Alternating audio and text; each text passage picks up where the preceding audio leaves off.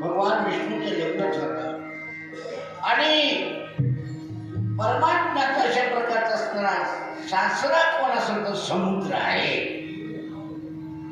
आता तो समुद्र अशा प्रकारचा असणारा वराड घेऊन निघाले बाळ. भगवान विष्णूचं लग्न आहे आणि त्यावेळेस असणार आणि सासरी बोवाने असणारा आपले वराड घेतले समुद्राच्या समुद्र अशा प्रकारचा आला महाराज.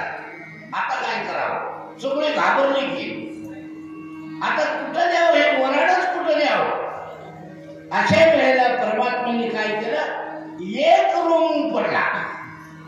एक रोम पडलं अख्खा समुद्र त्या रोमामध्ये अशा प्रकारचा असणारा आणि भरून गेलेला आहे महाराज. एवढं अनंत लीला आहे, प्रभू अनंत ब्रह्मांड उतरे हरी हा बालक नंदावरी.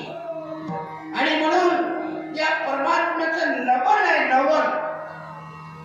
नवल काय हो, एक गाडी इथून असणार पालगावला चालली महाराज. जाता जाता जाता जाता रस्त्यामध्ये एक पंक्चर झाली. पंक्चर झाल्यावर एक पंक्चर झालं, त्या टायरला एक होल पडलं बाहेर. तर पालगावला गाडी जाईल का, तिथंच थांबली. पालगावला जाईल का गाडी, नाही जाणार.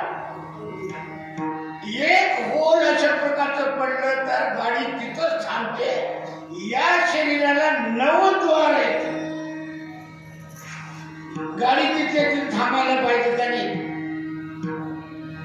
9 द्वार असून सुद्धा असणार हे असणारा देहाचा असणारा सगळा पसरला प्रभू चालला गेला. नवला म्हणा नवले केवढे केवढे नवला